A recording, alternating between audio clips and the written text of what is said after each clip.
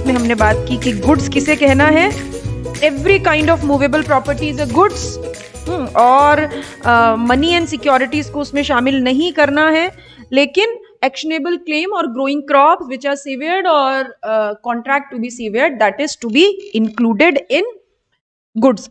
Service की definition के बारे में हमने बात की। Yes, good noon Aadya, good noon to everyone.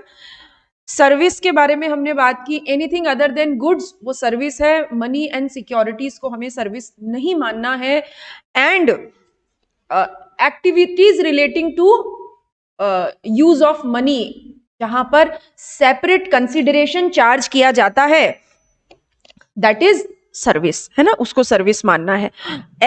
और एक बात हमने बोला कि सिक्योरिटीज तो ना गुड्स है ना सर्विस है, लेकिन सिक्योरिटीज से रिलेटेड ट्रांजैक्शंस को अरेंज करवाना वो क्या है, सर्विस मानी जाती है।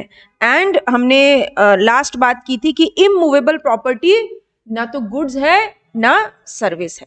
ठीक है, चलिए बात करेंगे अगले पैरामीटर की, और अगला पैरामीटर है कंसीडरेशन। एंड कंसीडरेशन हम पढ़ रहे हैं आपके नोट्स में पेज नंबर 11, है ना, पेज नंबर 11 पे हम पढ़ रहे हैं, और सेक्शन है 2 सबसेक्शन 33, 2 सबसेक्शन 33 कंसीडरेशन को डिफाइन करता है। हमारा अगला पैरामीटर है सप्लाई किसकी होनी चाहिए, सप्लाई होनी चाहिए या तो गुड्स की या सर्विस की या दोनों की, ये पहला पैरामीटर है।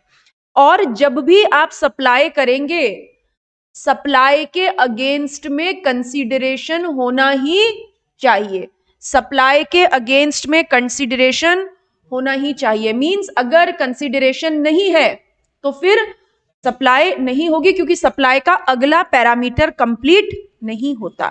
ठीक है, 2 सबसेक्शन 33। चलिए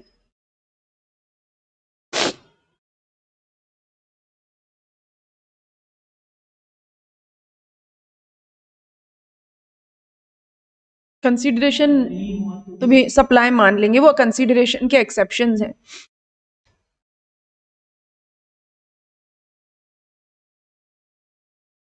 गेट लॉक है क्या? आज खोल दो, लास्ट वार्निंग।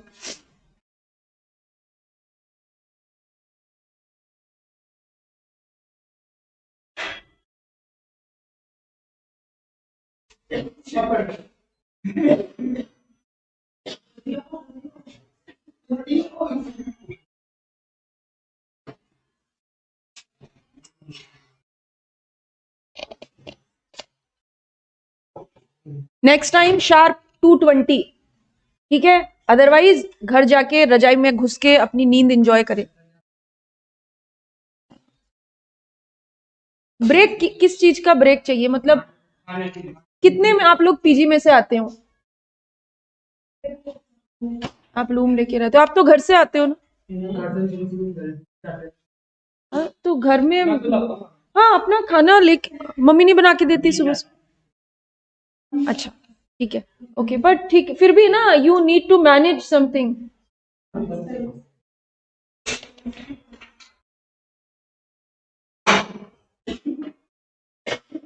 ठीक है ना, focus on this. Class alternate day हो रही है, कोर्स बहुत लंबा है, ये तो शार्प 2:20।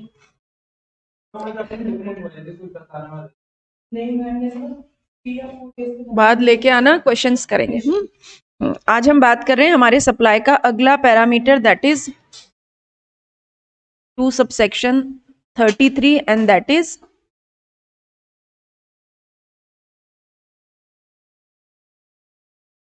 कंसीडरेशन। कंसीडरेशन अगर मैं शब्द को डिफाइन करूं, दिस इज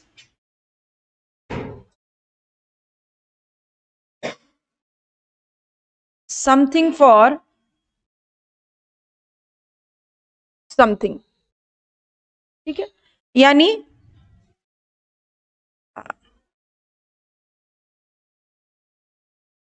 कुछ के बदले कुछ, समथिंग फॉर समथिंग।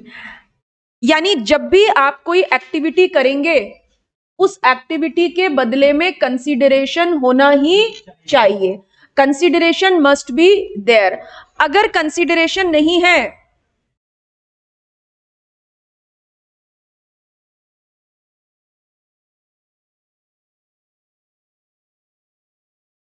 ये अरे आपका घर का पर्सनल रूम थोड़ी आप ऐसे नॉक कर रहे हो। आ जाओ आ जाओ, next time sharp 2:20, otherwise tata bye bye.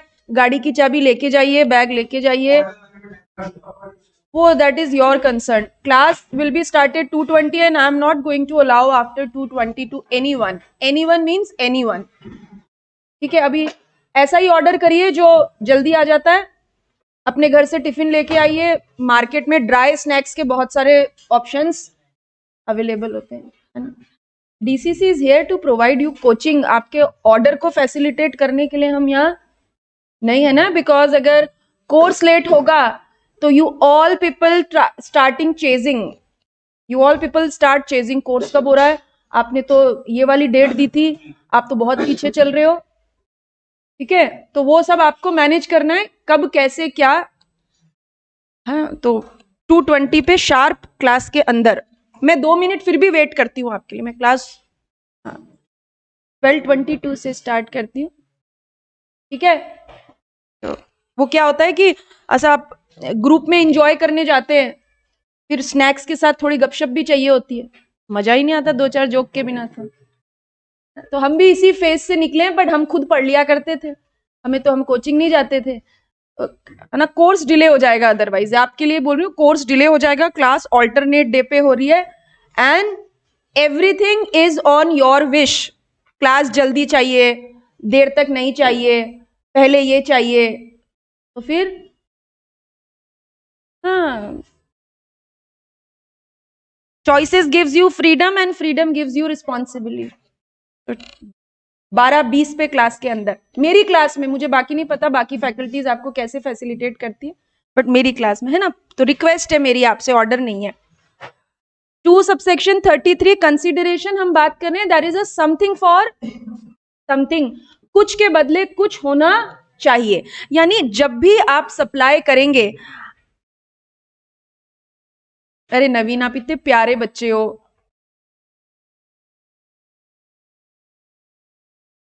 करो बैलेंस, करो भाई, करो बैलेंस, हो गया, ठीक है।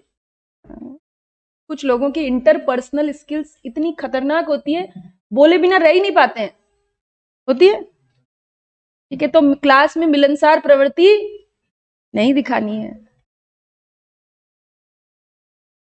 दे दो इनको, दे दो, ले लो।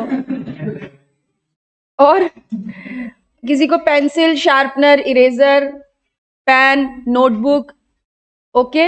कुर्सी का बैलेंस ठीक है, कोई नहीं गिरेगा अगले 1 घंटे 1.5 घंटे तक, हाँ। चलो, समथिंग फॉर समथिंग, कुछ के बदले कुछ होना चाहिए। और हाँ, एक बात और, भी कंटेंट शुरू करने से पहले मुझे भी इंस्ट्रक्शन है, इंस्ट्रक्शन समझते हो, मुझे भी इंस्ट्रक्शन है, 12:20 के बाद क्लास में किसी को अलाउ नहीं करना है, ठीक है। तो मैं तो आपके साथ हूं, मैं चाहती हूं आप खाओ पियो, भूखे पढ़ाई नहीं होती है, लेकिन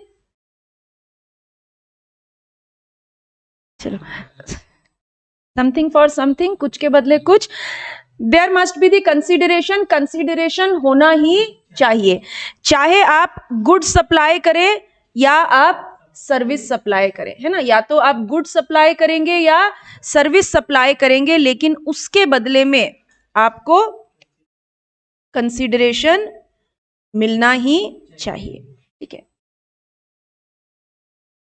जीएसटी बड़ा फ्लेक्सिबल है, इसीलिए बोलता है कि भाई मॉनेटरी कंसिडरेशन भी चलेगा और नॉन मॉनेटरी कंसिडरेशन भी चलेगा, ठीक है।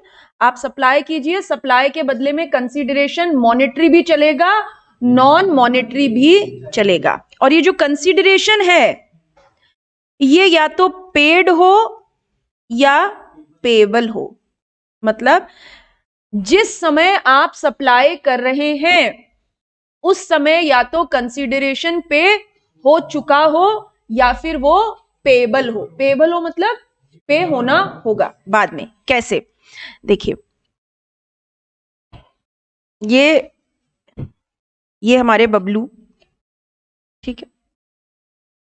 बबलू की भी आप लोगों की तरह बड़ी मिलनसार प्रवृत्ति है, जिसको देखते हैं उसको दोस्त बना लेते हैं, बस एक बार शक्ल देखने की बात है, ठीक है। और ये जो बबलू का घर है ये है सोडाला, ठीक है। और बबलू रोज 9 नंबर की बस से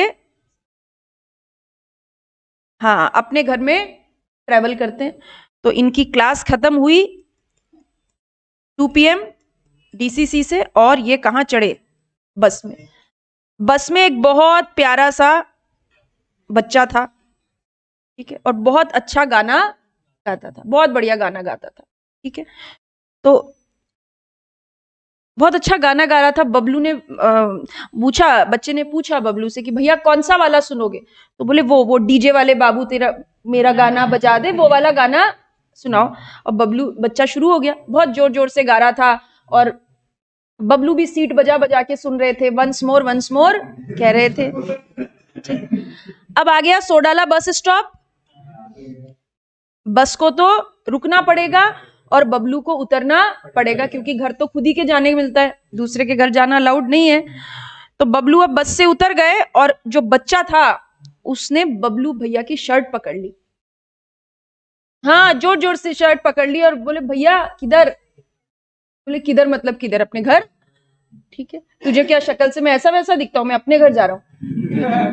तो बच्चे ने बबलू भैया को बोला कि भैया वो आप जो बड़े मजे से गाने सुन रहे थे, सीट बजा बजा के वंस मोर कह रहे थे, अभी आपको क्या करना पड़ेगा? पैसा देना पड़ेगा, ठीक है। अभी क्या करे बबलू? आप ऐसी परिस्थिति में होंगे तो क्या करेंगे?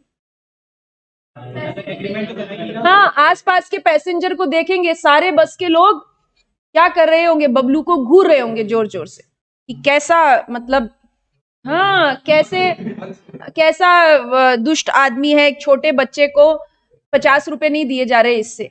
तो बबलू ने नजरें घुमा के सबको देखा, सब बबलू को देख रहे थे, इसीलिए बबलू ने बच्चे को क्या दे दिए? 100 रुपए।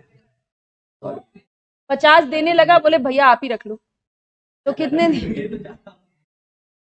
ये 100 रुपए, ठीक है। अभी बच्चे ने बबलू के लिए क्या किया था? एक्टिविटी की थी मतलब सर्विस दी थी, हाँ? और बबलू ने बच्चे को क्या दिया? कंसीडरेशन। और ये बच्चे का रोज का काम है ना, इसको पता है कि DCC से बहुत अच्छे बच्चे जो है इस 9 नंबर की बस में चढ़ते हैं, रोज किसी ना किसी का शर्ट ये पकड़ के खड़ा हो जाता है। तो ये इसका रोज का काम है। बबलू सर्विस दे रहा है, सर्विस के बदले में कंसीडरेशन ले रहा है। क्या बबलू पे GST लगा दें? क्या लगा दें? क्यों? क्योंकि छोटा है, प्यारा है, भोला है। हाँ, बबलू तो बस से जा रहा था, क्योंकि ये तो रिसिपिएंट ऑफ सर्विस है, ठीक है। सब क्लास में जाग रहे हैं, मतलब ये तो रिसिपिएंट ऑफ सर्विस है। चलिए बच्चे की बात करें, क्या बच्चे पे GST लगा दें? क्या? क्यों?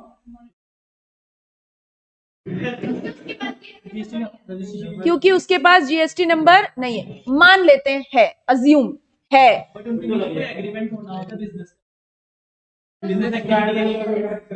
माइनर है, ठीक है। माइनर तो तब होता है जब कोई माइनर मेजर की बात तो तब आती है जब कोई वो दोनों आपस में लीगल अग्रीमेंट करें। जैसे फॉर एग्जाम्पल जब आप एक दुकान पे सामान खरीदने जाते हैं, वो अगर 10 साल का बच्चा होता है और वो पैसे देने से मना कर दे, तो दुकान वाला ये कहता है कि कुछ नहीं हो सकता, ये तो माइनर है।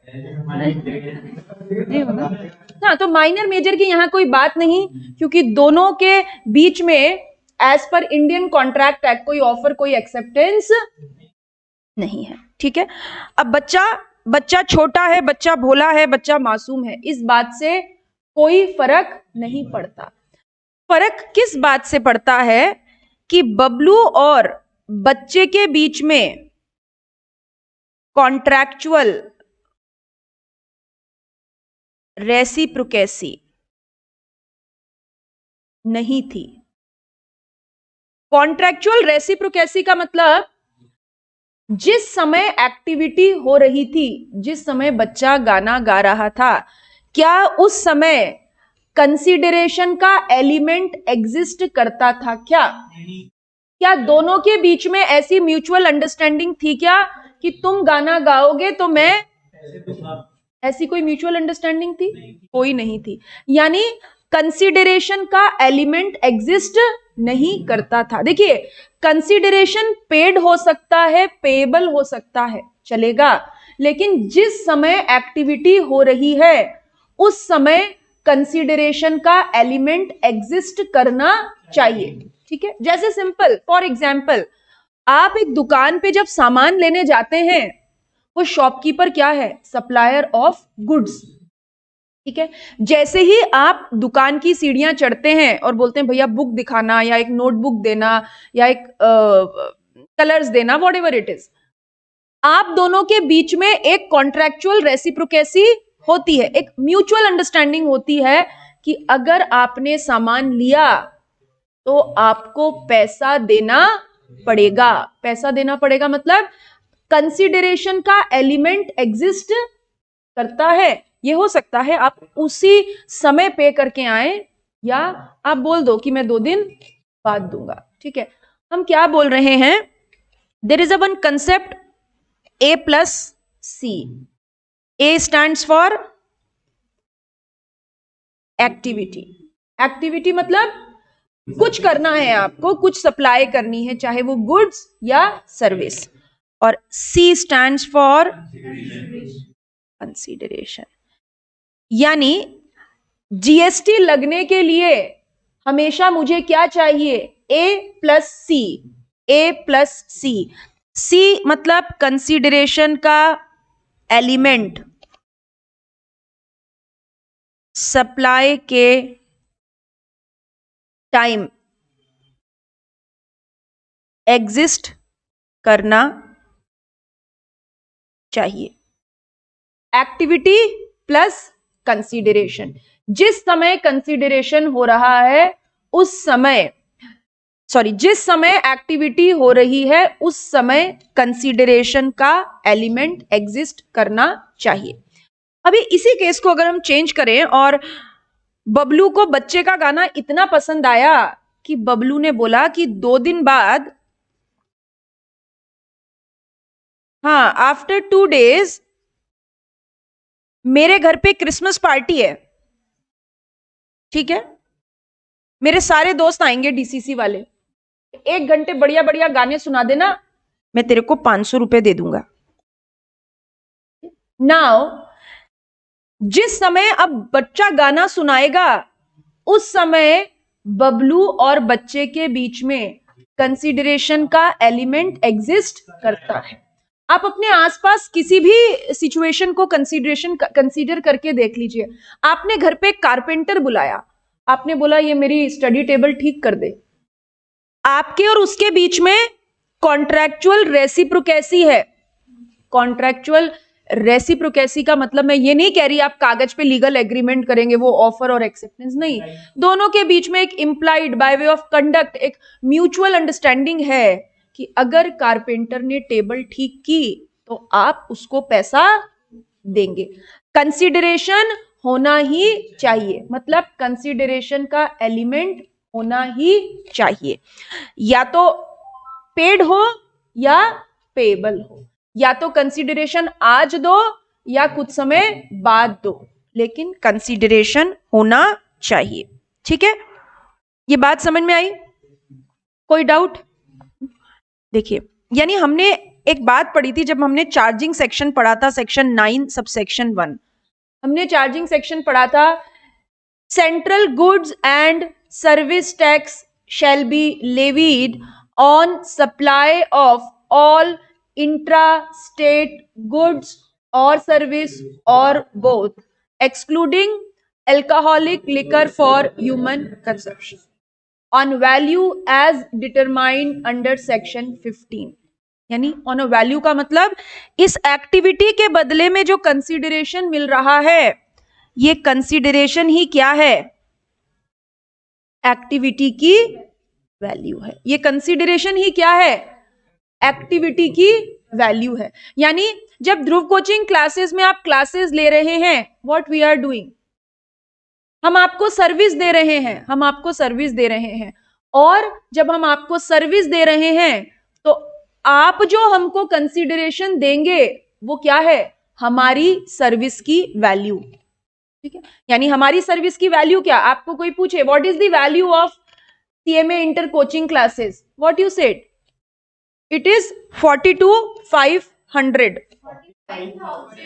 अच्छा ठीक है, दिल पे मतलब से कोई बात नहीं, समझती हूँ आपका दुख। ठीक है हाँ, ठीक है। अच्छा अगर ऐसे बोलती 50,000 तो भी उतना ही ऐसा प्रेशर के साथ बोला जाता 45,000। चलिए ठीक है।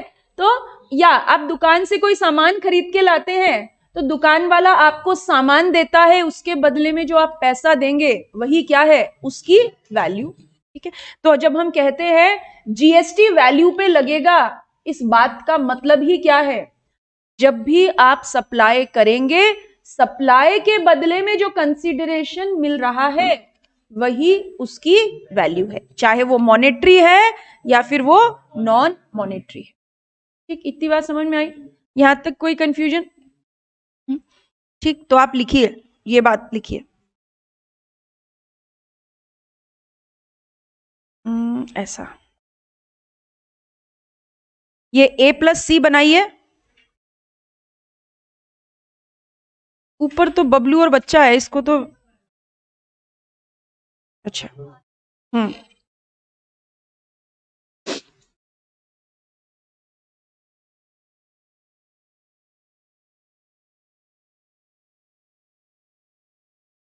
हाँ ये बना लीजिए और इसके नीचे एक लाइन और लिख लीजिए।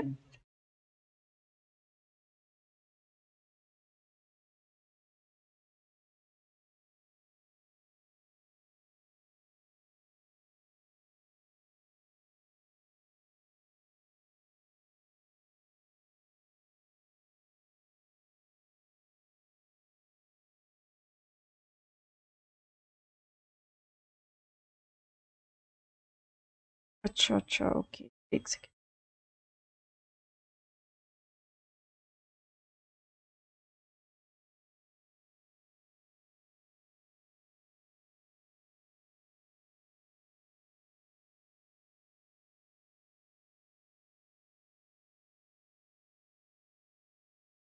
आई डोंट नो ये ऑप्शन क्यों नहीं आ रहा है, आप चैट टाइप कर दीजिए।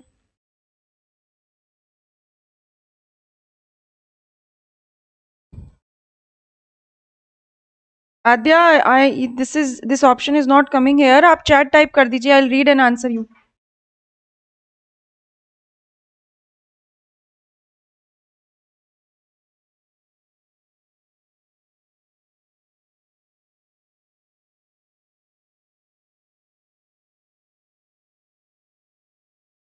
नहीं आ रहा है वो एरो पे।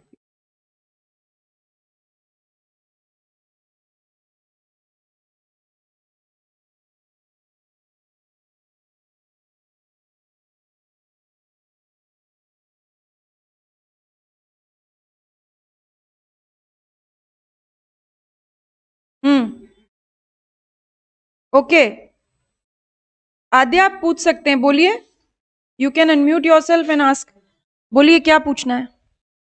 इतना बड़ा मैंने टाइप कर लिया। मेरा ये क्वेश्चन, ये नॉन मॉनेटरी टर्म्स में अभी हम बात करेंगे ना, जस्ट अ मिनट है ना, वेट, अभी हम नॉन मॉनेटरी कंसीडरेशन के बारे में बात करेंगे।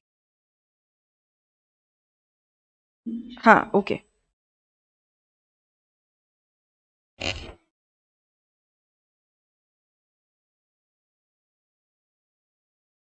ठीक, इतना लिख लिया, अब ये लिखिए।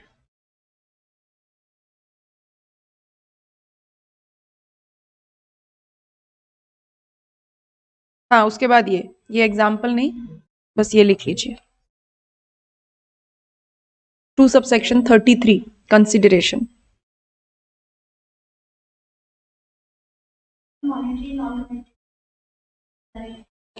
फिर ये लिखना, नहीं ये नहीं, ये ऊपर लिख दिया ना मैंने, देखो आप यहाँ पे लिख दिया ना, ये कॉन्ट्रेक्चुअल रेसिप्रोकेसी चीज।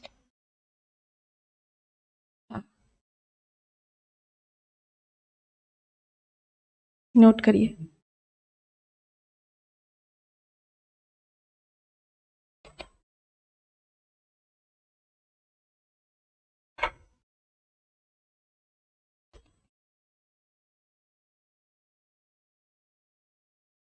मैम हाँ जी बोलिए। आपने जो ये लिखा है ना कंसिडरेशन का एलिमेंट होना चाहिए, हाँ कॉन्ट्रेक्चुअल। हाँ बिल्कुल, बिल्कुल यही मतलब है, इसी का मतलब है कॉन्ट्रेक्चुअल रेसिप्रोकेसी। कंसिडरेशन का एलिमेंट एग्जिस्ट करना चाहिए means there must be the contractual reciprocity. बिल्कुल ठीक है।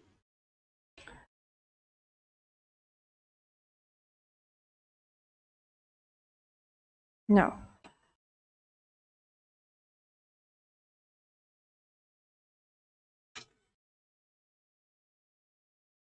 हमने बोला एक्टिविटी के बदले में कंसीडरेशन कैसा हो सकता है, मॉनेटरी हो सकता है और नॉन मॉनेटरी हो सकता है। मॉनेटरी का मतलब मनी, मनी मीन्स आप गुड सप्लाई कीजिए, आप सर्विस सप्लाई कीजिए और उसके बदले में आपको कैश मिले, आपको चेक मिले, व्हाटएवर मनी टर्म्स, ठीक है। इस मनी में कोई दिक्कत? Non monetary consideration, non monetary consideration मतलब जैसे मान लीजिए कि नवीन है, नवीन के घर में खेती होती है ना नवीन, हाँ क्या क्या क्या बोते हैं, किस चीज की? सरसों और गेहूं, ठीक है। अच्छा ठीक है। अभी तो अभी मैंने नवीन को क्लासेस पढ़ाई और उन्होंने बोला, उन्होंने ध्रुव कोचिंग क्लासेस में क्लासेस ली और बोले कि सर फीस नहीं दूंगा, है ना, 1 बोरी गेहूं ले आऊंगा, 1 बोरी सरसों ले आऊंगा, ठीक है।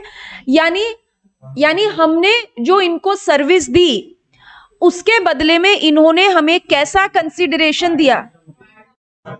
Non non monetary consideration. और नॉन मॉनेटरी कंसीडरेशन किस फॉर्म में दिया? हमने इन्हें सर्विस दी, उस सर्विस के बदले में इन्होंने हमें नॉन मॉनेटरी कंसीडरेशन दिया इन फॉर्म ऑफ गुड्स, है ना। उसके बदले में कुछ भी हो सकता है, बोले मैं बाजरा ले आऊंगा, ठीक है। आर्यन बोलेंगे हमारे तो तरबूजों की खेती होती है, मैं तो 1 बोरी वो ले आऊंगा। खुशी बोलेगी हमारे यहाँ गाजर होती है, वो ले आऊंगा। तो what ever may be the consideration non monetary, ठीक है। अब दूसरा एग्जाम्पल, मान लीजिए कि ये नवीन ना बहुत अच्छा गाना गाते हैं, बहुत बढ़िया गाना गाते हैं, ठीक है। बोले मैडम आप मेरे को जीएसटी पढ़ा दो, मैं आपको गाना सिखा दूंगा। यानी शायर है। अच्छा अभी सुनेंगे, अभी ब्रेक लेंगे ना बीच में, तब शायरी सुनेंगे। नहीं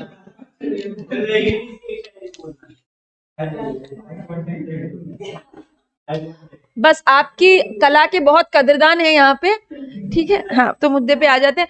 अभी मैंने नवीन को जीएसटी पढ़ाया, बदले में नवीन ने मुझे गाना सिखाया। मेरी सर्विस के बदले में इन्होंने मुझे क्या दिया? कंसिडरेशन, बट मॉनेटरी नहीं, नॉन मॉनेटरी। यानी नॉन मॉनेटरी कंसिडरेशन गुड्स के फॉर्म में भी हो सकता है, सर्विस के फॉर्म में भी हो सकता है, ठीक है। अभी जो आप बार्टर, या this is a barter, it may be the barter, ठीक है। आद्या आप पूछिए, यहां पे आप क्या डाउट पूछ रहे हो?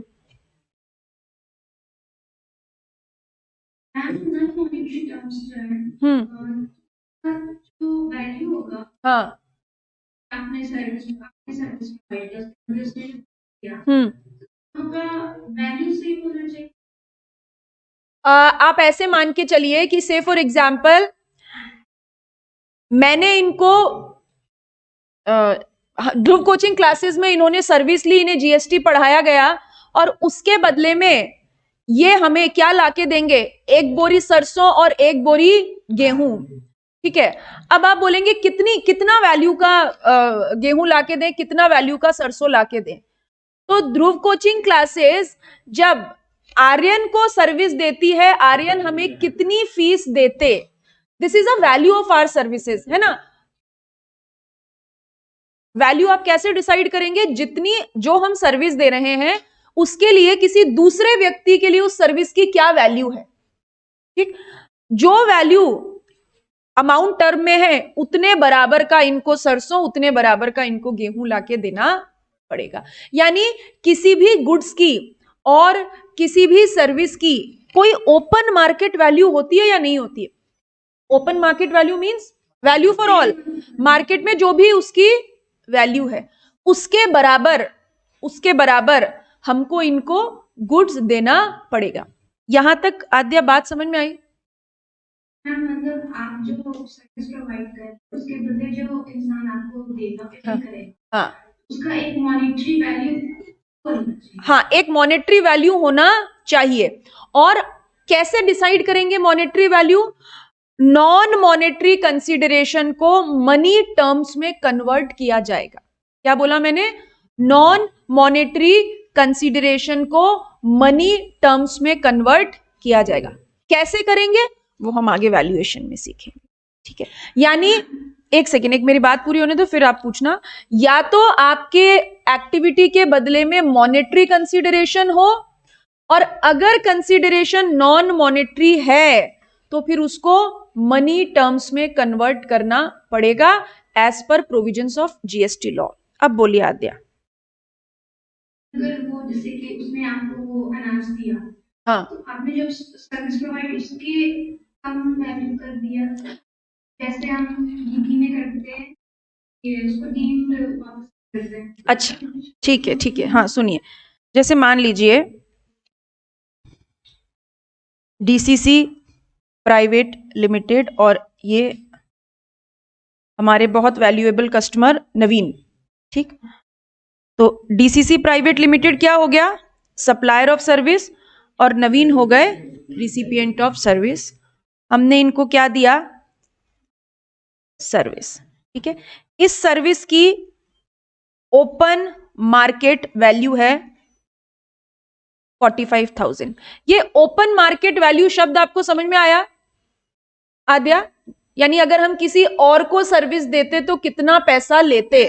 समझ में आया? हाँ, हाँ, फेयर मार्केट वैल्यू, बिल्कुल ठीक, फेयर मार्केट वैल्यू। अब नवीन जो है उन्होंने हमको बोला कि वो क्या देंगे? नॉन मॉनेटरी कंसीडरेशन देंगे। नॉन मॉनेटरी कंसीडरेशन देंगे, एक बोरी गेहूं देंगे और एक बोरी सरसों देंगे, मस्टर्ड देंगे, ठीक है? इस केस में फॉरवर्ड चार्ज मैकेनिज्म लगता है। ध्यान से सुनिएगा क्या बोला मैंने। इस केस में फॉरवर्ड चार्ज मैकेनिज्म लगता है। यानी who is liable to pay GST? Supplier. यानी supplier of service is liable to pay GST. GST law की नजरों में खरबूजा कौन? DCC private limited. यानी जीएसटी पे करने की जिम्मेदारी किसके कंधों पे? गलत जीएसटी पे करने की या सही जीएसटी पे करने की? सही जीएसटी। मतलब सही जीएसटी गवर्नमेंट के खाते में जाना चाहिए। मान लीजिए आद्या, इन्होंने जो एक बोरी गेहूं दिया और एक बोरी मस्टर्ड दिया, उसकी मार्केट वैल्यू है ना, इस नॉन मॉनेटरी कंसीडरेशन को अगर मनी टर्म्स में कन्वर्ट किया जाए तो इसकी मार्केट वैल्यू बैठती है 40,000। 40,000, ठीक है? पर लेकिन क्यों मार्केट वैल्यू 40,000 है, लेकिन डीसीसी को लगा कि बिल्कुल घर में बिना पेस्टिसाइड्स वाला गेहूं कहाँ मिलता है, कहाँ सरसों मिलती है, तो हमने बोला ओके, तुम तो हमको एक बोरी गेहूं एक बोरी सरसों दे दो और फाइनल भी इधर ही पढ़ना, ठीक? Now DCC is liable to pay GST to the government. Aadya, आप जीएसटी ऑफिसर हो, आप मुझे बताओ कि डीसीसी प्राइवेट लिमिटेड को कितनी वैल्यू के ऊपर जीएसटी जमा कराना चाहिए? 40। बिल्कुल ठीक, जैसे आप सोचते हो वैसा ही लॉ भी सोचता है। यानी बिकॉज जीएसटी सही जमा कराने की जिम्मेदारी किसके कंधों पे है? DCC private limited. तो उसको सही वैल्यू पे जीएसटी जमा कराना पड़ेगा, इररिस्पेक्टिव ऑफ द फैक्ट कि आपके पास कंसीडरेशन कम आया है। देखिए यहां पे ऐसा क्यों है? ऐसा इसलिए क्योंकि भले ही उसकी मार्केट वैल्यू 40,000 है, लेकिन हमारे लिए उस एक बोरी गेहूं और एक बोरी सरसों की कीमत क्या है डीसीसी के लिए? 45। हमारे लिए क्या वैल्यू है? 45। अगर हमें लगता कि वो 1000 रुपए का सामान है तो फिर हम उससे लेते ही नहीं।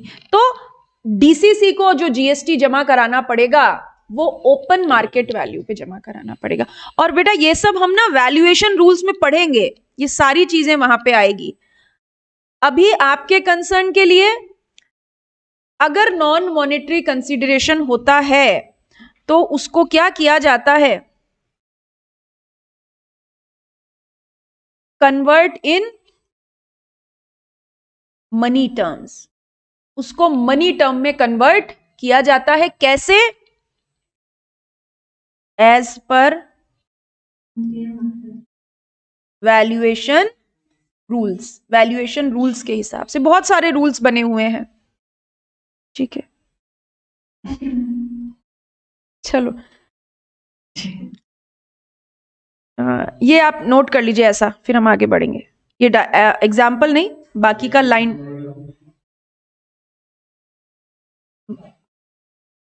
क्या बोल रहे हो यश? हाँ, ये एज पर वैल्यूएशन रूल्स।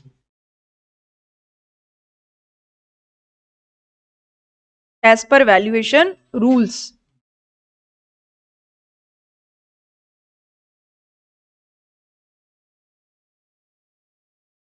किसी और के मन में कोई डाउट आ रहा है तो आप पूछो। किसी को कुछ कंफ्यूजन हो रहा है तो पूछ सकते हैं।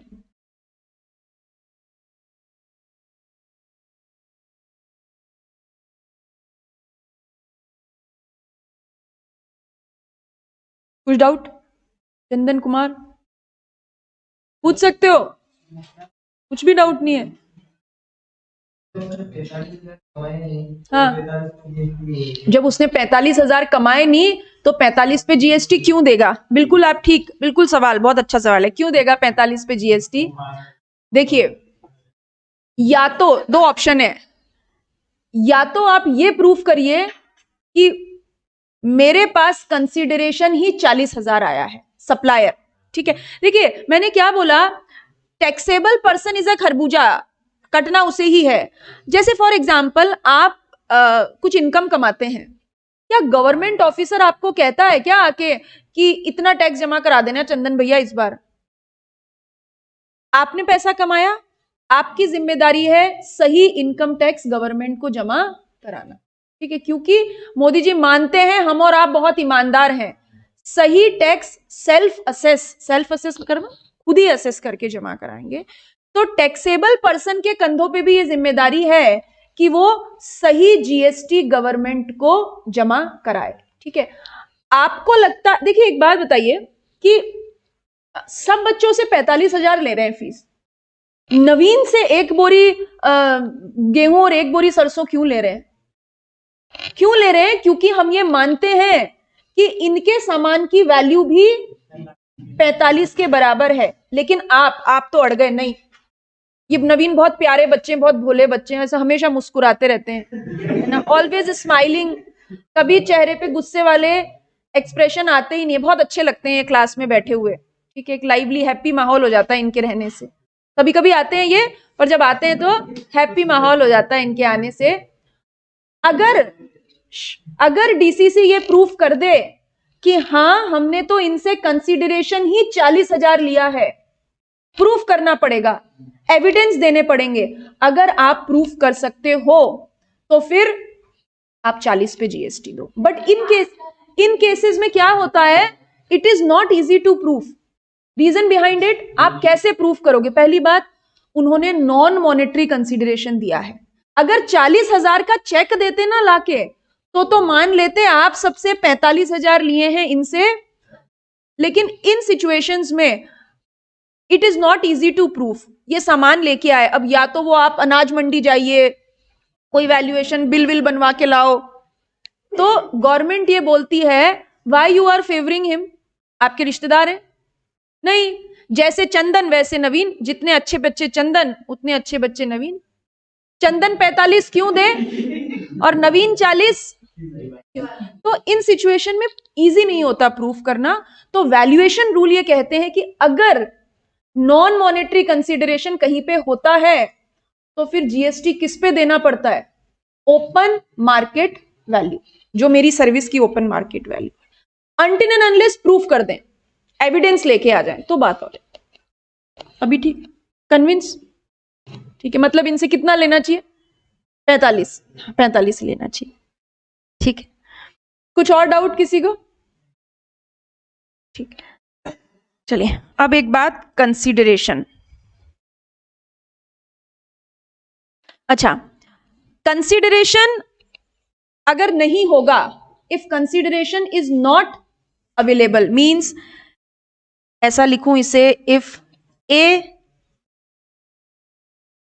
विदाउट सी, एक्टिविटी तो हो रही है बट कंसीडरेशन नहीं है। ठीक है,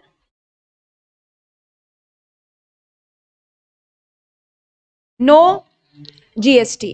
ठीक है, एक्टिविटी विदाउट कंसीडरेशन, लिखिए इसको, ऐसा लिखिए, फिर मैं आप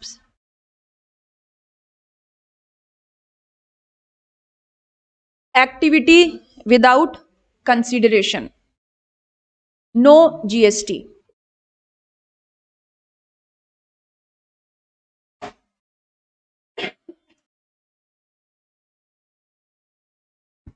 इतना नोट करेंगे फिर आगे बढ़ेंगे।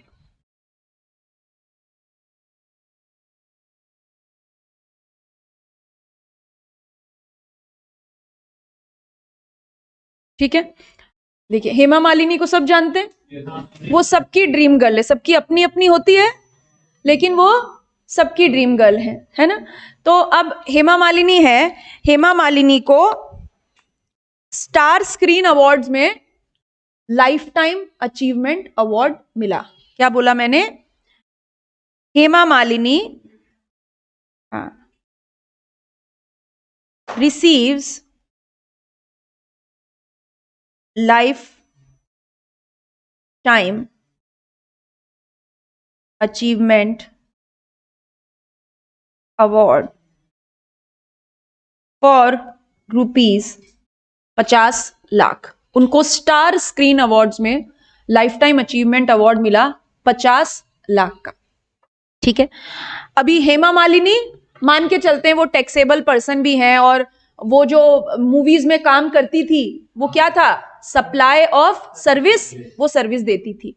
और उन्होंने अपनी जिंदगी के 50 साल, उनके पास जीएसटी नंबर भी होगा, she is a big shot, उन्होंने 50 साल हिंदी सिनेमा को दिए, बॉलीवुड को दिए, और उसके बदले में उनको 50 लाख रुपए का लाइफ टाइम अचीवमेंट अवार्ड मिला। सवाल, क्या हेमा मालिनी को इस 50 लाख रुपए के बदले में 50 लाख रुपए के ऊपर जीएसटी देना चाहिए क्या? क्यों? यश, क्या क्या जवाब आपका? नहीं, इनकम टैक्स और जीएसटी सौतेले भाई हैं। ठीक है, तो मेरी क्लास में सौतेले भाई की बात नहीं। अरे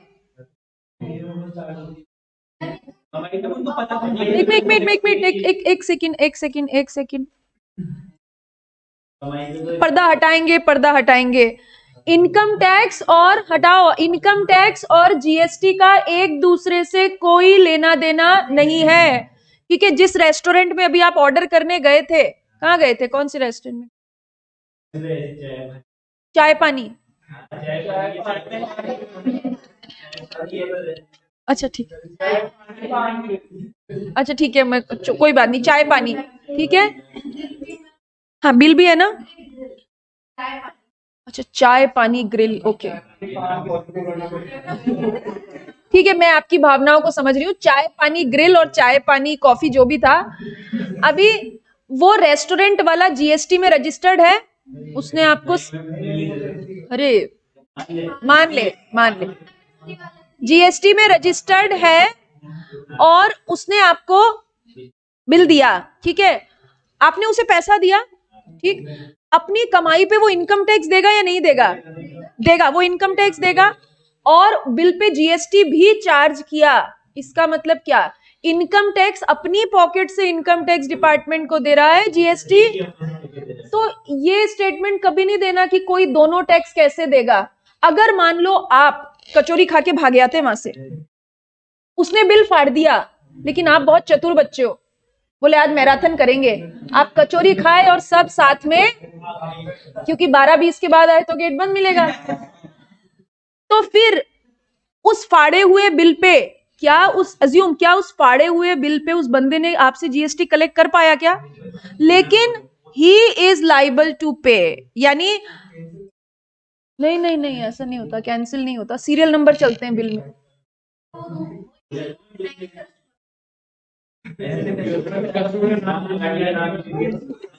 देर नहीं, वो सिस्टम रिकॉर्डिंग होती है, वो जो सॉफ्टवेयर्स होते हैं वो इट इज नॉट अलाउड कि आपका बिल किसी दूसरे को दे दे, या पूरे दिन मतलब कुछ जुगाड़ लगाएगा, वेट करेगा कि फिर 10 कचौरी खाने वाले बच्चे आए तब। तो ऐसा स्टेटमेंट कभी नहीं देना कि इनकम टैक्स और जीएसटी दोनों टैक्स साथ साथ चलते हैं।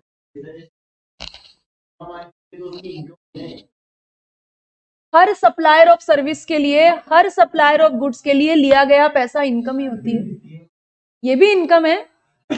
किसी मूवी के अगेंस्ट में लेती तो भी इनकम है, लाइफ टाइम अचीवमेंट अवार्ड मिला तो भी इनकम है। इनकम टैक्स की बात मत करो, ठीक है, जीएसटी की बात करें। हेमा मालिनी को जीएसटी 50 लाख रुपए पे देना चाहिए क्या? आर्यन क्यों?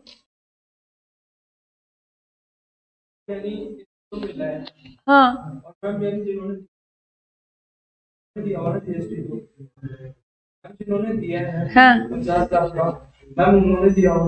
जीएसटी कौन पे करता है गवर्नमेंट को? सप्लायर।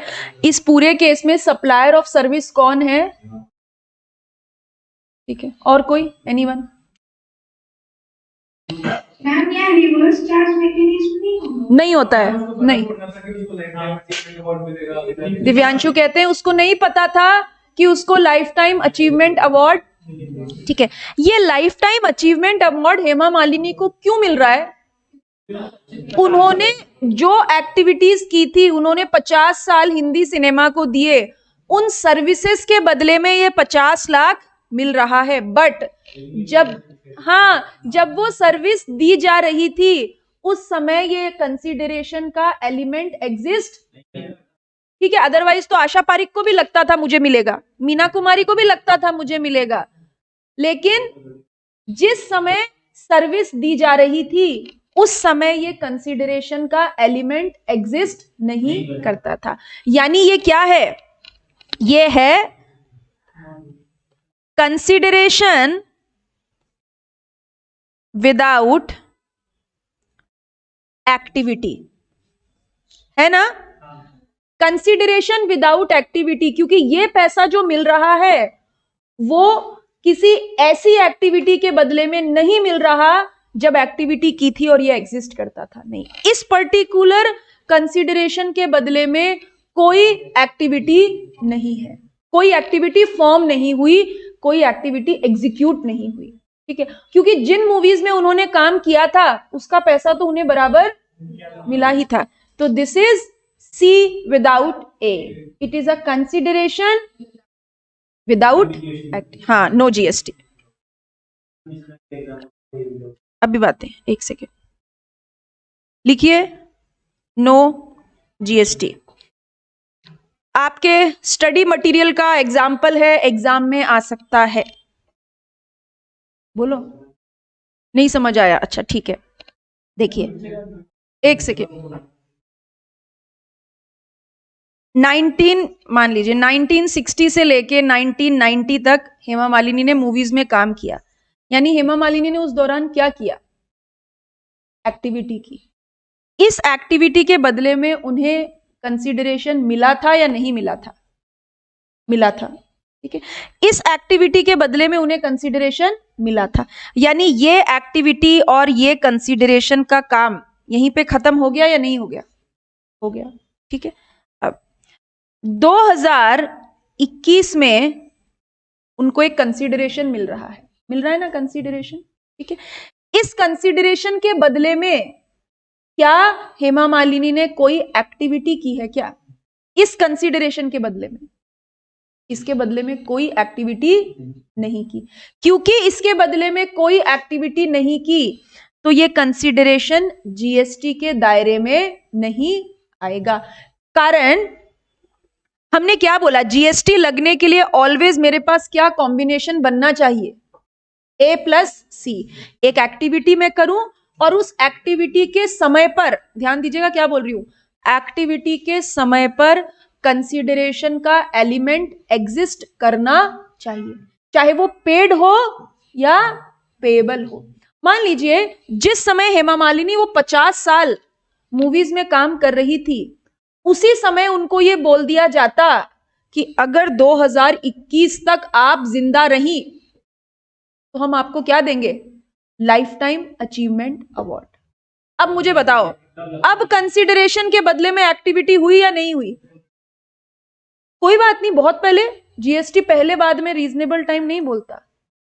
आज हम आपको सर्विस दे रहे हैं, आप आके हमको बोलो कि मैं फाइनल में आ जाऊंगा, फिर नौकरी लग जाएगी, मेरी शादी हो जाएगी, मेरा बच्चा हो जाएगा, उसके बाद अल्लाह के फीस दूंगा। और अगर हम आपकी बात को कंसीडर करें तो कुछ गलत है। बट जिस समय हम एक्टिविटी कर रहे हैं उस समय कंसीडरेशन का एलिमेंट एग्जिस्ट करता है या नहीं करता है? करता है, बट पेड नहीं है, पेबल है, होना चाहिए। जिस समय एक्टिविटी हो उस समय कंसीडरेशन का एलिमेंट एग्जिस्ट होना चाहिए, ठीक है। इसीलिए हम इसे कहते हैं this is a consideration without activity, ठीक है।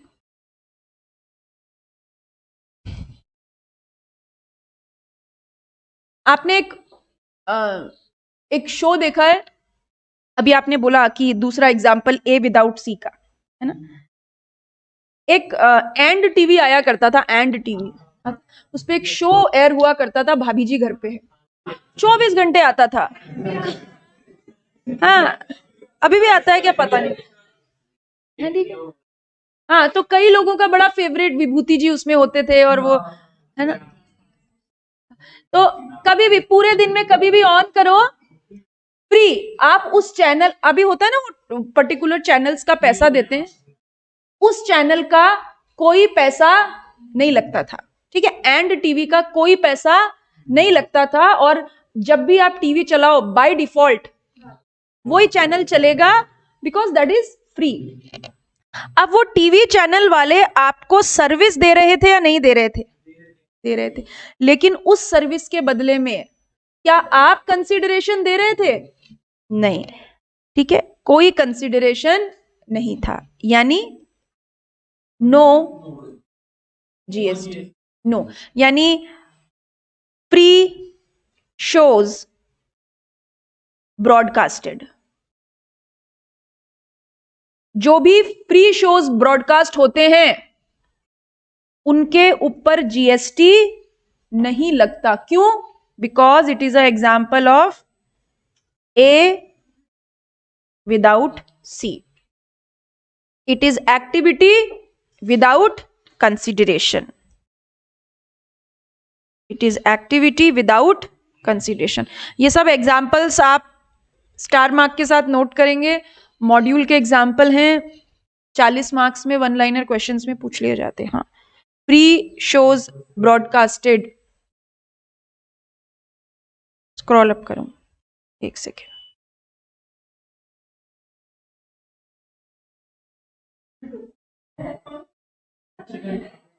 लिखना क्या है?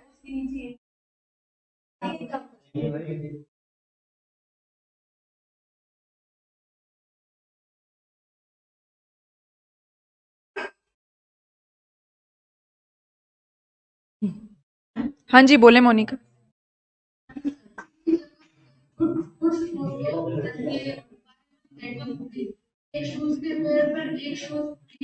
आएगा, आएगा, वैल्यूएशन में सब आएगा, तो वो सो कीप पेशेंस, ठीक है। चीजें पहले बताने से इट वुड बी एंटेंगल्ड, सो थोड़ा सा उसको है ना होल्ड पे रखिए। ये सब आएगा, buy one get one, buy one get to.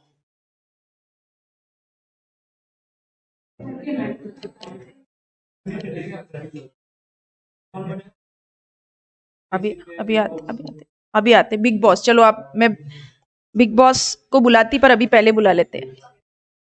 Big boss किस किस का फेवरेट शो है? Big boss.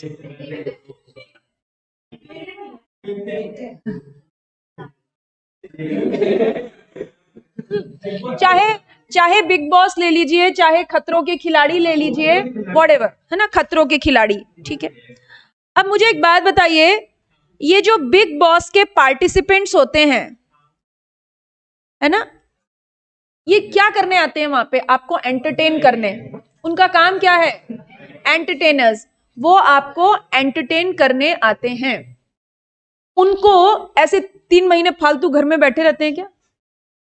उनको पार्टिसिपेट करने का पैसा मिलता है। एक बात बताइए, चंदन को बुलाया बिग बॉस में, हाँ, ऐसे ऐसे करते, अरे नहीं नहीं, लाइफ इज वेरी अनप्रिडिक्टेबल। किसी को नहीं पता आज के 5 साल बाद आप कहां होंगे, किसी को नहीं पता। देखो, ये लाइफ में परसेप्शन बहुत मैटर करता है ना। देखो आपके कितने अच्छे दोस्त हैं। मेरा कहने का मतलब था, एक आप बहुत अच्छी हाइट पर होंगे, बहुत अच्छा लेवल अचीव करोगे, ये आपके लिए क्या सोच रहे हैं?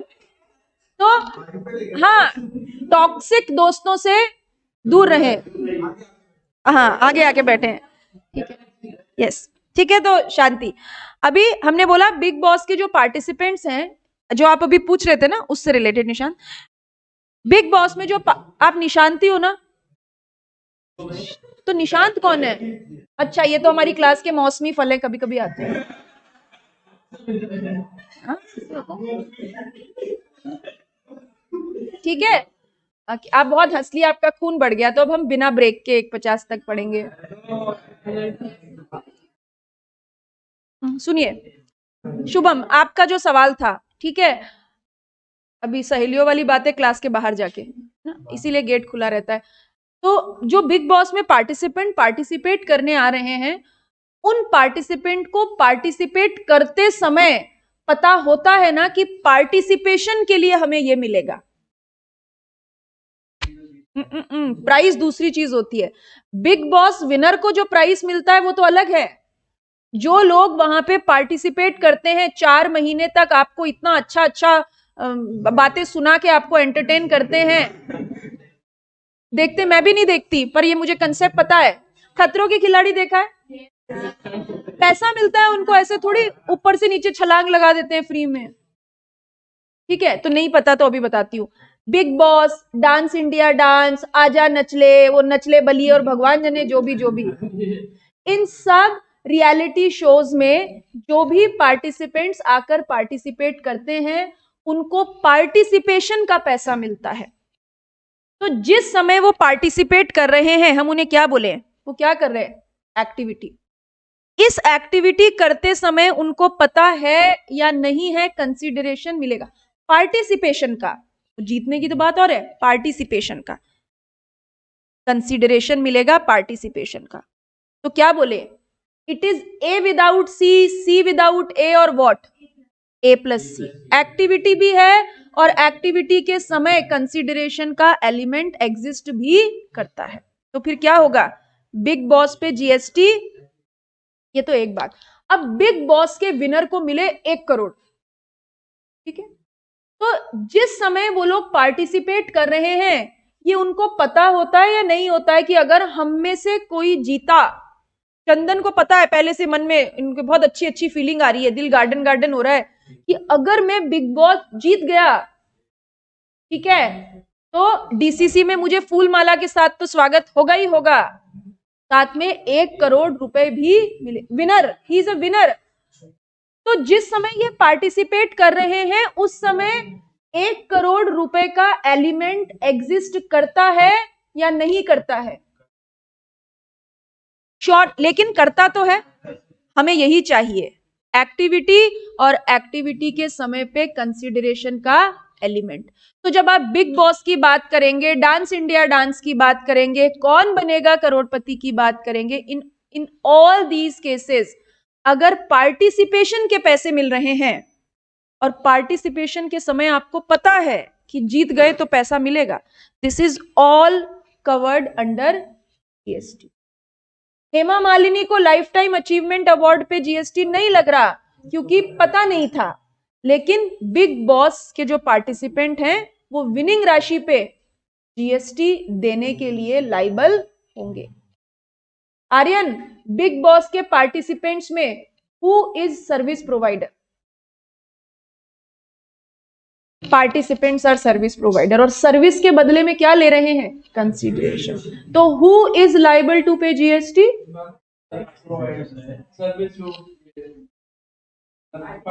पार्टिसिपेंट्स। पार्टिसिपेंट्स जीएसटी देने के लिए लाइबल होंगे। ठीक है, तो this is a situation of, अरे सलमान खान की तो बात ही और है ना। सलमान खान है, सलमान खान को तो शो में आने का पैसा मिल रहा है ना, दिस इज अगेन सर्विस के बदले में कंसीडरेशन। वो तो हाँ बिल्कुल, जो भी कंसीडरेशन डिसाइडेड है। ठीक है, तो यहां पे लिखिए बिग बॉस के नीचे विनिंग अमाउंट और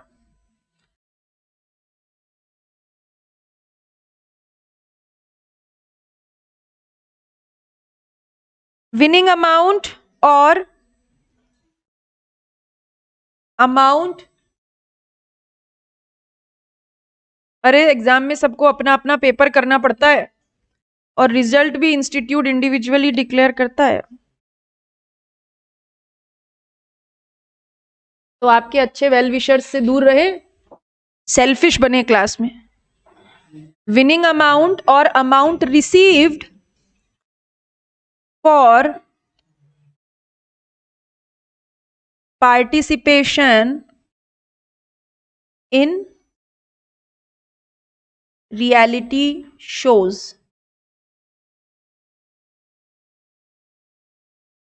लाइबल टू जीएसटी। और कारण, हाँ, ए प्लस सी, ये कैसा कॉम्बिनेशन है? A plus C.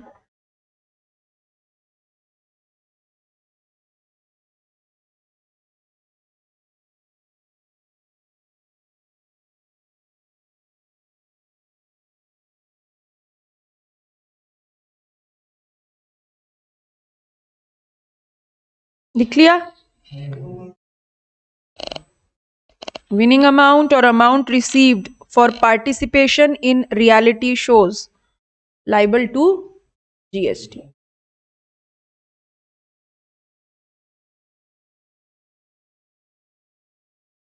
लिख लिया? आपको पॉकेट मनी मिलती है? सबको मिलती है? नहीं मिलती, मुझे भी कभी नहीं मिलती थी। हाँ, मेरे को नहीं, अब तो मैं पॉकेट मनी से ऊपर उठ चुकी हूँ। हाँ, अब मैं पॉकेट मनी से ऊपर उठ चुकी हूँ, पर जब हम पढ़ते थे तब पॉकेट मनी नहीं मिलती थी। अच्छा, किसको मिलती है क्लास में? अच्छा निशांत, कितनी पॉकेट मनी मिलती है आपको? 10 से ज्यादा मिलती है। अच्छा 20 मान लो, 20 मान लो। इसीलिए निशांत के दोस्त बहुत सारे हैं। ठीक है, निशांत रिसीव्ड पॉकेट मनी, है ना। निशांत को पॉकेट मनी मिलती है 20,000 रुपए पर मंथ। फाउंडेशन में मान लीजिए 10,000 मिलती थी, और इंटर में आते ही, क्योंकि अब बड़े बच्चे बन गए हैं, मम्मी ने क्या, अच्छा ठीक है कोई बात नहीं, तो मैं समझ गई, पर मैं एग्जाम्पल ले रही हूं। अभी फाउंडेशन में सपोज 10,000 रुपए पॉकेट मनी मिलती थी, और इंटर में आके इनकी पॉकेट मनी मम्मी ने बढ़ा के कितनी कर दी? 20,000 कर दी। ठीक है, उस पॉकेट मनी जो इनको मिल रही है उसके बदले में, ठीक है, क्या इन्होंने कमिटमेंट किया है क्या कि मैं घर आते ही रोज 2 किलो चीनी ले आऊंगा, 5 किलो आलू ले आऊंगा? घर में घुसते ही एक डिमांड चालू है कि वो जा एक पंखा साफ कर दे, वो सब छत पे से कुछ सामान ले आ, 2 किलो चीनी ले आ, 5 किलो आलू ले आ। पॉकेट मनी इनको एज अ कंसिडरेशन मिल रही है या नहीं मिल रही है? मिल रही है। बट क्या उस पॉकेट मनी के बदले में, उस पॉकेट मनी के बदले में ये कोई एक्टिविटी कर रहे हैं? कोई एक्टिविटी नहीं कर रहे। तो जो पॉकेट मनी मिलती है it is not liable to GST. क्यों? Because it is consideration activity.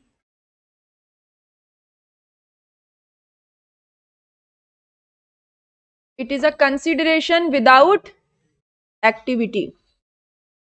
It, हाँ, दोनों चीजें साथ में होनी चाहिए।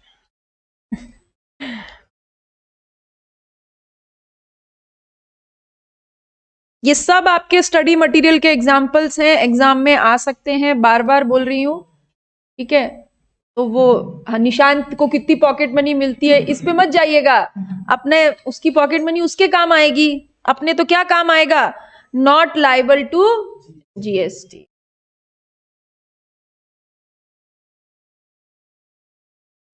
हाँ जी, बोलिए मोनिका।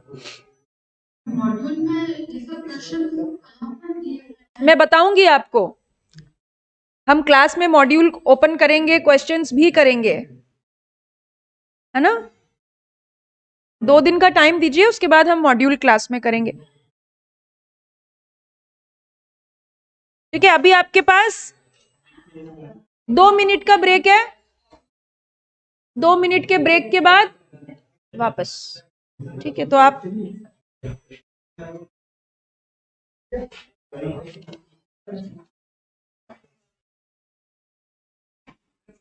Break, 3 minutes break. हाँ,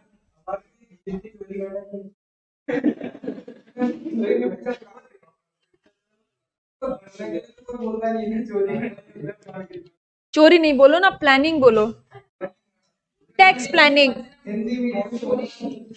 हाँ, मैं भी हिंदी मीडियम से ही थी। टैक्स प्लानिंग होती है, वो टैक्स चोरी नहीं होती। जहां पे लॉ में लूप होल्स हैं, आपको वो लूप होल्स पता करने हैं और उन लूप होल्स से आप टैक्स प्लानिंग कर सकते हो।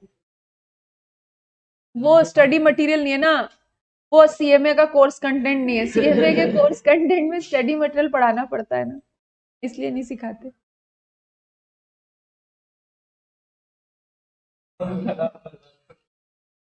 नहीं, बचाना तो इन सेंस कि 2 नंबर में काम करेंगे तो सब बचा बचाया ही है।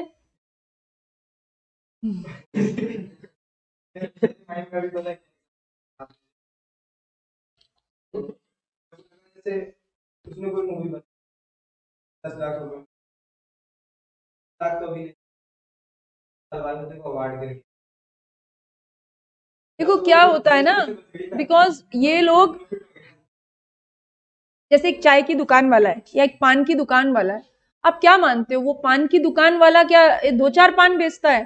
दे आर बिग शॉट्स, वो करोड़पति होते हैं, ठीक है? लेकिन डिपार्टमेंट की नजरें उन पर अभी तक जाती नहीं है, बिकॉज वो हाँ, और रेड पड़ती है। अब ये जाके शिकायत कर देंगे, ये पान वाला है ना, है ना? हाँ, क्यों? जब तो पकड़ में आ जाए तब। देखो, जब तक आप टैक्स चोरी करो, ठीक है, this is out of the way, आप टैक्स चोरी करो, जब तक पकड़ में ना आओ तब तक साहूकार, और जिस दिन पकड़ में आ गए उस दिन चोर। इवन जेल वेल का प्रोविजन है बाकायदा। हाँ हाँ, नहीं, जीएसटी में थोड़े से प्रोसीजर। और एक बात ये तो है, अगर कानून पीछे पड़ जाता है ना किसी के, फिर छोड़ता भी नहीं है। हाँ, तो वो टैक्स प्लानिंग है। वो तो अभी हमारे पास, हमारा जो क्लाइंट आएगा, मतलब एज ए चार्टर्ड अकाउंटेंट, वो इसलिए थोड़ी आता है कि उसको टैक्स देना है, वो इसलिए आता है टैक्स, पर वो क्लास में नहीं पढ़ा सकते ना बेटा। चलिए बैठ जाओ वापस।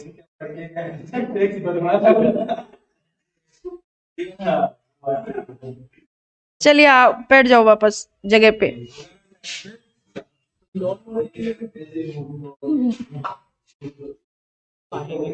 नहीं, मैं तो शुरू करूंगी, नहीं आए तो क्या? हाँ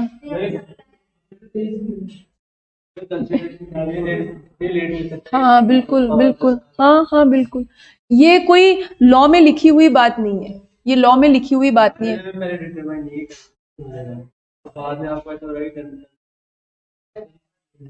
हम ये जीएसटी लॉ ये मान के चलता है कि, एक मिनट में आती हूँ आपके डाउट पे ना, ठीक है। जीएसटी लॉ ये मान के चलता है कि जिस समय आप एक्टिविटी कर रहे हैं उस समय कंसिडरेशन का एलिमेंट एग्जिस्ट होना चाहिए, मतलब ये निश्चित होना चाहिए, मिलेगा, अभी मिलेगा, बाद में मिलेगा, कोई फर्क नहीं। उसमें वैल्यू भी निकालनी है, तो उसी से वैल्यू मिलेगा या उसी वही वैल्यू पे जीएसटी लगेगा। मैंने अब वैल्यू प्राप्त कर दिया, ये वैल्यू है, तो उस वैल्यू पे उसी वैल्यू या आप वाली वैल्यू पे लगेगा। अगर आप प्रूफ कर दोगे तो आप जो दे रहे हो उस पे, और अगर प्रूफ नहीं किया तो जो ओपन मार्केट वैल्यू है उस पे लगेगा, ठीक है। चलो,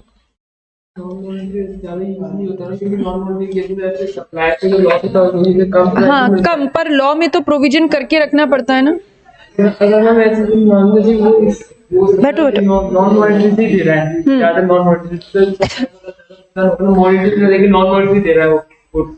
हाँ, अगर आप नॉन मॉनेटरी देते हो तो लॉ में तो प्रोविजन है ना कि कैसे आप उसे कन्वर्ट करोगे मनी टर्म में, करो और जीएसटी पे करो।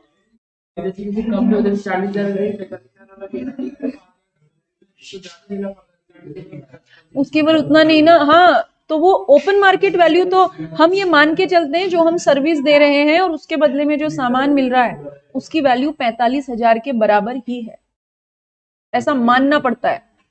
उनको क्यों फेवर करेंगे अदरवाइज, और अगर प्रूफ कर दिया तो 40 पे देंगे, ऐसा, ठीक है। चलिए नेक्स्ट वन,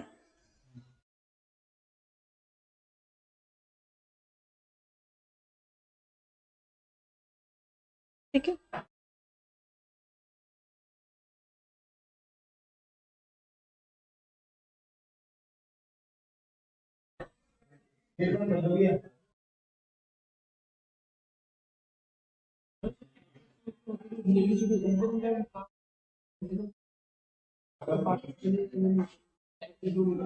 क्या वापस बोलो,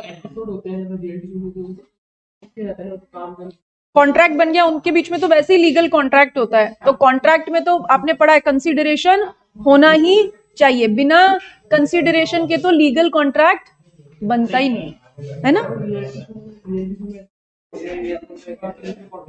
होता है वहां भी कॉन्ट्रैक्ट, लीगल कॉन्ट्रैक्ट ही होता है वहां भी।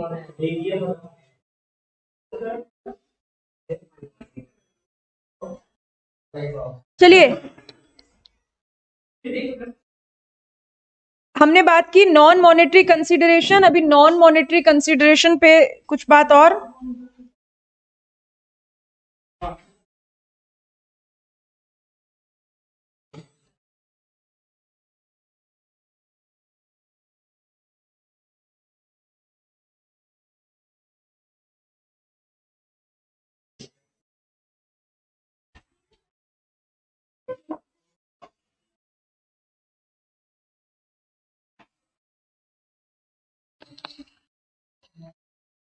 ठीक है, लिखिए non monetary consideration, to do something, not to do something.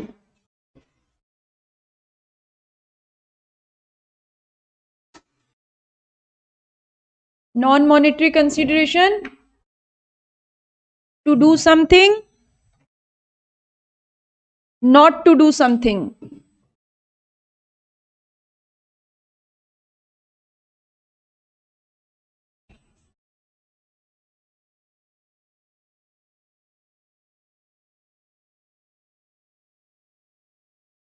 ठीक है, टू डू समथिंग कुछ करना, नॉट टू डू समथिंग कुछ ना करना।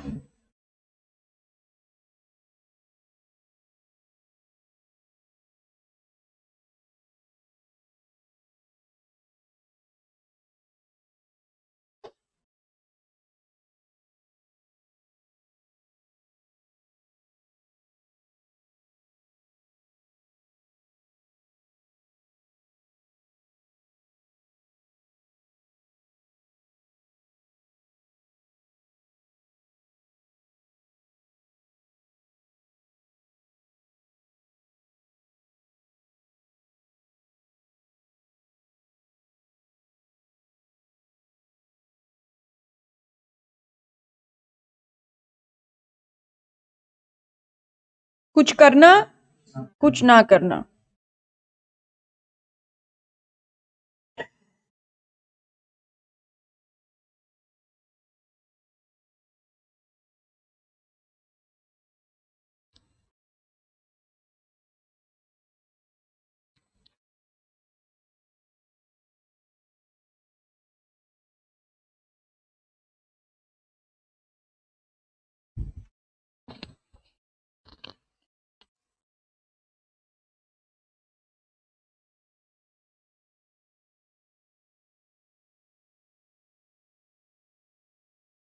लिख लिया?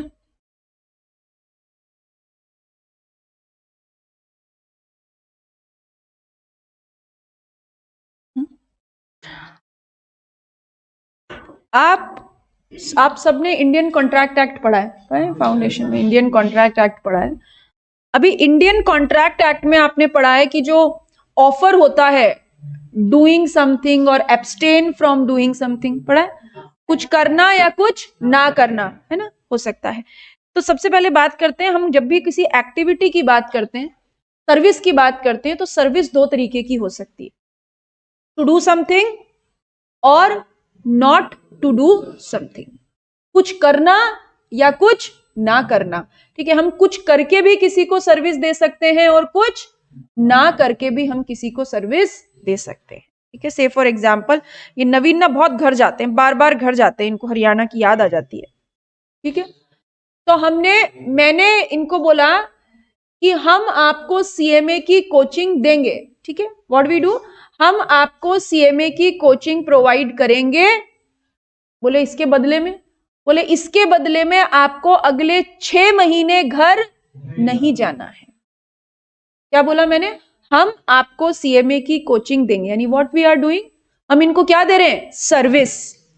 उसके बदले में पहली बात, क्या ये हमें पैसा दे रहे हैं? नहीं। क्या ये हमें गुड्स दे रहे हैं? नहीं। क्या ये हमें सर्विस दे रहे हैं? हाँ। कुछ करके या कुछ ना करके?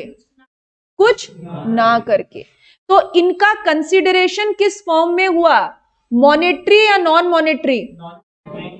गुड्स या सर्विस? टू डू समथिंग और नॉट टू डू समथिंग।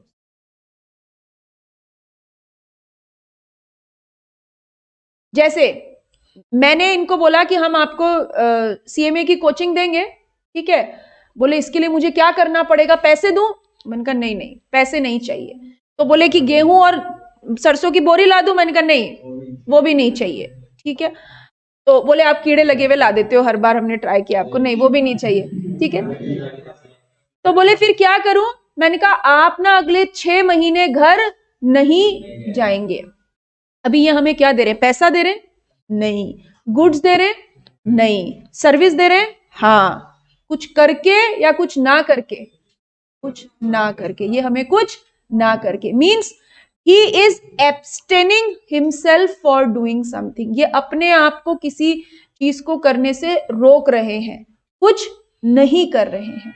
जब इंडियन कॉन्ट्रैक्ट एक्ट में आप पढ़ते थे डूइंग समथिंग और एब्सटेन फ्रॉम डूइंग समथिंग, देखिए ये एब्सटेन मतलब दूर रहना, ये CMA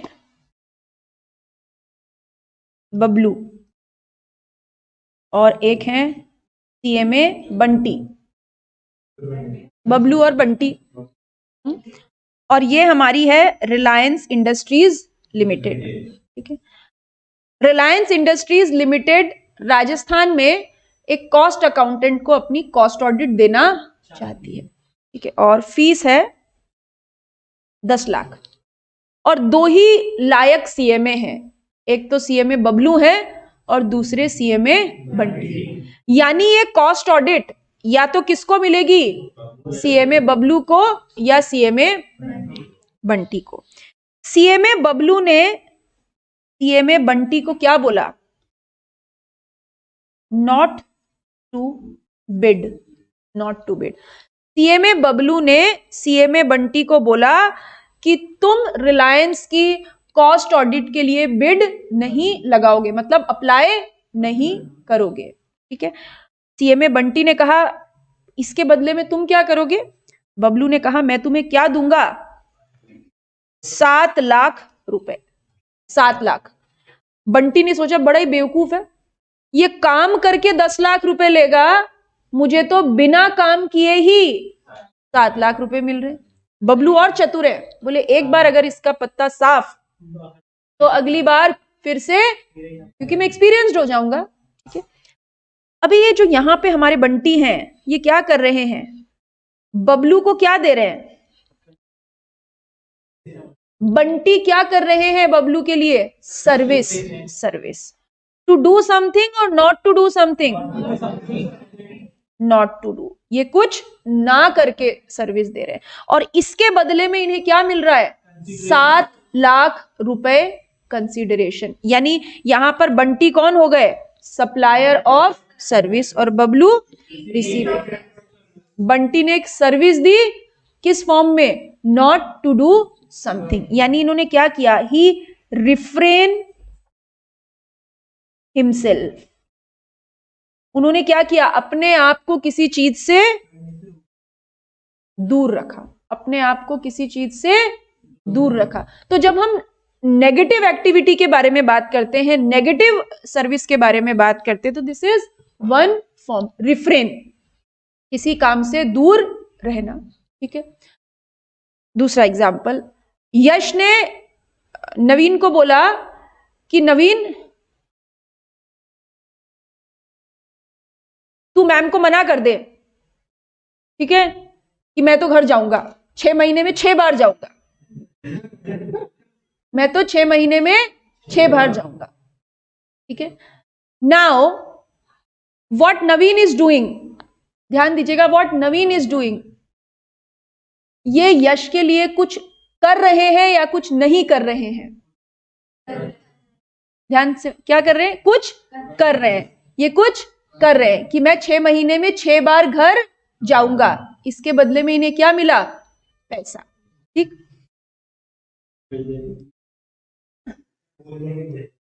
house of Sharma ji, Sharma ji का हाउस कंस्ट्रक्ट हो रहा है। जब कंस्ट्रक्शन होता है, पता है ना, वो चूना गिरता है, पत्थर गिरती, मिट्टी गिरती और बहुत आवाजें आती है। ठीक, और इनके पास में कौन रहते हैं, बबलू, और बबलू जो है वो आईपीएस ऑफिसर है। ठीक है, ठीक है, तो सॉरी, शर्मा जी ने बबलू को बोला, बबलू तुम मुझे घर कंस्ट्रक्ट करने दो, कोई तुम्हारी पावर का यूज मत करना, टॉलरेट इट, क्या किया, सहन करना। बबलू ने क्या किया, इनके घर के कंस्ट्रक्शन के शोर शराबे को टॉलरेट किया, और इसके बदले में शर्मा जी ने इन्हें क्या दिया, 20 लाख रुपए। 20 लाख रुपए क्यों मिले, 20 लाख रुपए, यहां पे बबलू क्या कर रहे हैं, टॉलरेट कर रहे हैं, नेगेटिव एक्टिविटी कर रहे हैं, किसी चीज को सहन कर रहे हैं। ठीक है, तो हम यहां पे कहना चाहते हैं कि एक्टिविटी एक्टिव भी हो सकती है, पैसिव भी हो सकती है, पॉजिटिव भी हो सकती है, नेगेटिव। देखिए, गुड्स कभी नेगेटिव नहीं हो सकता ना, या तो गेहूं की बोरी होगी या नहीं होगी, लेकिन सर्विस नेगेटिव भी हो सकती है। आप किसी को गुड्स के फॉर्म में भी कंसीडरेशन दे सकते हैं और सर्विस के फॉर्म में भी। जब आप सर्विस के फॉर्म में कंसीडरेशन देते हैं तो कुछ करके भी दे सकते हैं और कुछ ना करके भी दे सकते हैं। ठीक है, किसी को इसमें कोई डाउट? आज के लिए इतना ही।